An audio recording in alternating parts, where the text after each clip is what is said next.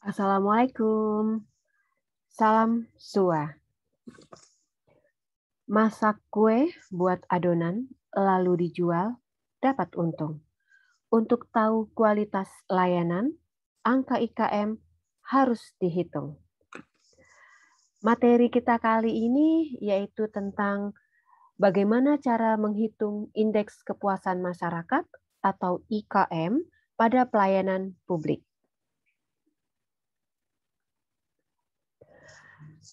Pada Peraturan Menteri Pendayagunaan Aparatur Negara dan Reformasi Birokrasi Republik Indonesia Nomor 14 Tahun 2017 tentang Pedoman Penyusunan Survei Kepuasan Masyarakat Unit Penyelenggara Pelayanan Publik. Artinya, melakukan survei kepuasan masyarakat itu sudah ada dasar kebijakannya. Survei kepuasan masyarakat itu bertujuan untuk meningkatkan kualitas pelayanan publik secara berkelanjutan dan perlu dilakukan evaluasi terhadap penyelenggaraan pelayanan publik. Ini digunakan untuk meningkatkan kualitas pelayanan publik. Di dalam Permen, di pasal 1 ayat 1, di mana penyelenggara pelayanan wajib melakukan survei kepuasan masyarakat secara berkala minimal 1 kali dalam setahun. Boleh 3 bulan sekali, boleh 6 bulan sekali, tergantung dari program yang disepakati di Badan Penyelenggara Pelayanan. Pada pasal 1 ayat 2, yaitu dengan melakukan survei kepuasan masyarakat, ini akan memperoleh indeks kepuasan masyarakat. Pada pasal 3 ayat 1 dan 2, di mana penyelenggara pelayanan dapat bekerja sama dengan lembaga lain yang memiliki kredibilitas dan reputasi di bidang penelitian dan survei. Pada pasal 4 ayat 1, hasil penelitian, yaitu hasil survei kepuasan masyarakat, itu harus dipublikasikan. Ada beberapa prinsip dalam melakukan survei kepuasan masyarakat. Prinsip yang pertama adalah transparan, di mana dalam melakukan survei, hasil survei itu harus dipublikasikan dan mudah diakses oleh seluruh masyarakat. Prinsip yang kedua yaitu partisipatif, di mana di dalam melakukan survei ini melibatkan peran serta masyarakat dan pihak terkait lainnya. Prinsip yang ketiga yaitu akuntabel, di mana survei ini dapat dilaksanakan dan dipertanggungjawabkan. Prinsip yang keempat, berkesinambungan. Survei ini dilakukan secara berkala dan berkelanjutan. Prinsip berikutnya, keadilan, di mana survei ini harus menjangkau semua pengguna layanan tanpa membeda-bedakan. Tanpa membedakan ekonomi, tingkat pendidikan, pendapatan, dan lain sebagainya. Prinsip berikutnya, netralitas, di mana surveyor tidak boleh mempunyai kepentingan pribadi, golongan, dan tidak berpihak. Adapun di dalam survei kepuasan masyarakat, beberapa ruang lingkup yang harus diperhatikan dan sudah ada di dalam survei ini, yaitu mencakup metode survei, pelaksanaan dan teknik survei, langkah-langkah penyusunan survei, hingga pengolahan data, bahkan pemantauan, evaluasi, mekanisme pelaporan hasil penilaian, analisis hasil survei, hingga rencana tindak lanjut. Unsur-unsur di dalam survei kepuasan masyarakat, di mana unsur-unsur ini digunakan sebagai pertanyaan atau soal-soal di dalam kuesioner yang diberikan kepada konsumen. Apa saja unsur-unsur di dalam survei kepuasan masyarakat? Ada 9. Yang pertama adalah persyaratan. Artinya, syarat yang harus dipenuhi dalam pengurusan jenis pelayanan, baik teknis dan administratif. Contoh soalnya seperti apa?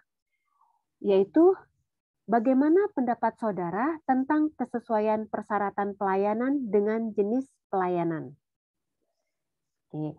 Yang kedua, sistem, mekanisme, dan prosedur. Artinya, di dalam kuesioner nanti ada soal yang membahas mengenai tata cara pelayanan yang dibakukan bagi pemberi dan penerima pelayanan termasuk pengaduan. Contoh soalnya, bagaimana pemahaman saudara tentang kemudahan pelayanan di unit ini? Unsur yang ketiga yaitu tentang waktu penyelesaian pelayanan, yaitu jangka waktu yang diperlukan untuk menyelesaikan seluruh proses pelayanan dari setiap jenis pelayanan. Contoh soalnya, bagaimana pendapat saudara tentang kecepatan waktu dalam memberikan pelayanan? Unsur yang keempat yaitu bicara tentang biaya ataupun tarif. Artinya, ongkos yang dikenakan kepada penerima layanan dalam mengurus atau memperoleh pelayanan dari penyelenggara yang besarnya ditetapkan berdasarkan kesepakatan. Contoh soalnya, bagaimana pendapat saudara tentang kewajaran biaya atau tarif dalam pelayanan ini? Unsur yang kelima yaitu tentang produk spesifikasi jenis pelayanan. Artinya, hasil pelayanan yang diberikan dan diterima dengan ketentuan yang telah ditetapkan. Contoh soalnya, bagaimana pendapat saudara tentang kesesuaian produk pelayanan antara yang tercantum dalam standar pelayanan dengan hasil yang diberikan. Unsur yang keenam yaitu tentang kompetensi pelaksana. Artinya, kemampuan yang harus dimiliki oleh pelaksana seperti pengetahuan, keahlian, keterampilan, dan pengalaman. Contoh soalnya, bagaimana pendapat saudara tentang kompetensi atau kemampuan petugas dalam memberikan pelayanan? Unsur yang ketujuh yaitu tentang perilaku pelaksana. Artinya di sini sikap petugas dalam memberikan pelayanan. Contoh soalnya, bagaimana pendapat saudara tentang perilaku petugas dalam pelayanan terkait kesopanan dan keramahan?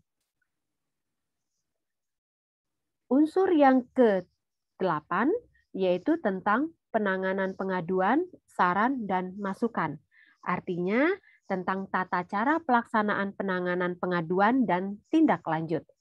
Contoh soalnya, bagaimana pendapat saudara penanganan pengaduan penggunaan layanan di unit ini? Kemudian unsur yang ke-9 yaitu tentang sarana dan prasarana. Sarana yang dimaksud adalah segala sesuatu yang dapat dipakai sebagai alat dalam mencapai maksud dan tujuan. Di sini adalah benda-benda yang bergerak. Sedangkan prasarana adalah segala sesuatu yang merupakan penunjang utama terselenggaranya suatu proses. Dalam hal ini adalah benda-benda yang tidak bergerak. Contoh soalnya, bagaimana pendapat saudara tentang kualitas sarana dan prasarana dalam pelayanan ini? Sekarang kita beralih kepada metode di dalam survei kepuasan masyarakat. Hasil ukur yang digunakan di dalam penelitian ini adalah menggunakan skala Likert. Kemudian ada beberapa tahap kegiatan. Yang pertama ada perencanaan, ada persiapan, pelaksanaan, pengolahan, dan penyajian. Pada perencanaan dan persiapan, kegiatan-kegiatan yang dilakukan adalah menyusun instrumen, menentukan besaran sampel dan teknik sampel, hingga menentukan responden. Sedangkan pada tahap pelaksanaan, pengolahan, penyajian, kegiatan-kegiatan yang dilakukan adalah melaksanakan survei, mengolah hasil survei, menyajikan dan melaporkan hasil indeks kepuasan masyarakat. Kemudian kita masuk kepada pengolahan data. Setelah kita mendapatkan atau mengumpulkan data, jangan lupa kita berikan coding. Nah, setelah itu kita lakukan rata-rata di setiap unsur. Unsur tadi yang sudah kita bahas di depan, yaitu ada 9 unsur.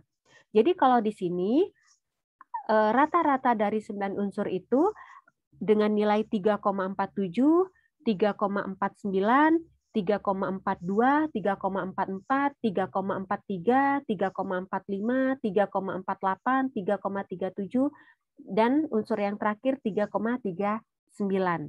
Nah, berarti teman-teman tahap pertama pada saat pengolahan data, hitung rata-rata setiap unsur.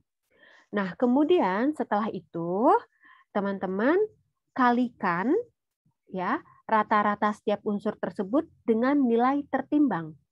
Nilai tertimbang itu yaitu 0,11.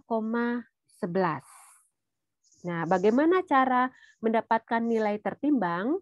Nah, nilai tertimbang itu didapatkan dari bobot nilai rata-rata tertimbang, itu jumlah bobot dibagi dengan jumlah unsur. Jadi hasilnya 0,11. Nah, kemudian setelah itu teman-teman mengalihkan ya rata-rata per unsur tadi dengan nilai tertimbang sehingga didapatkan nilai SKM. Nah, nilai ini teman-teman ada 9 unsur juga, yaitu 0,38, 0,385, 0,382, 0,38, 0,377, 0,38, sampai dengan 0,37. Nah, kemudian ini ada nilai penggabungan, jadi dari nilai tersebut ditambahkan sehingga didapatkan nilai 3,04. Nah, setelah itu teman-teman kalikan dengan 25. Nah, setelah itu akan didapatkan nilai yang namanya angka IKM. Nah, tadi kalau kita lihat di slide sebelumnya ada nilai IKM 76,03. Nah, di situ kita bisa lihat di dalam tabel ini ada di nilai persepsi 2 dengan nilai interval konversi 65 sampai dengan 76,60. Nah, artinya mutu pelayanan C dan kinerja unit pelayanan kurang baik. Nah, kita masuk kepada bentuk kuesioner dari survei kepuasan masyarakat. Teman-teman bisa dilihat, ini adalah karakteristik demografi yang dibutuhkan minimal di dalam kuesioner SKM. Ada jenis kelamin, ada pendidikan, ada pekerjaan, dan tidak lupa ada tanggal survei dan jam survei, kemudian ada unit layanan, kemudian ada kabupaten kota. Nah, berikut ini adalah kuesioner SKM yang sebelumnya sudah ditampilkan pada slide di atas, yaitu ada 9 unsur, berarti ada 9 pertanyaan. Nah, sedangkan yang ini bicara tentang format publikasi IKM. Jadi nanti kalau misalnya kita sudah mendapatkan nilai IKM, nah format publikasinya bisa seperti ini, ya. Nah, di sini di sebelah kiri ada nilai IKM, kemudian di sebelah kanan ada nama layanan, kemudian ada karakteristik, dan karakteristiknya terdiri dari jumlah responden pada unit yang diteliti, banyaknya berapa, kemudian jenis kelaminnya laki-laki berapa, perempuan berapa, lalu pendidikannya apa saja. Kemudian jangan lupa untuk periode survei. Terima kasih teman-teman. Sampai jumpa.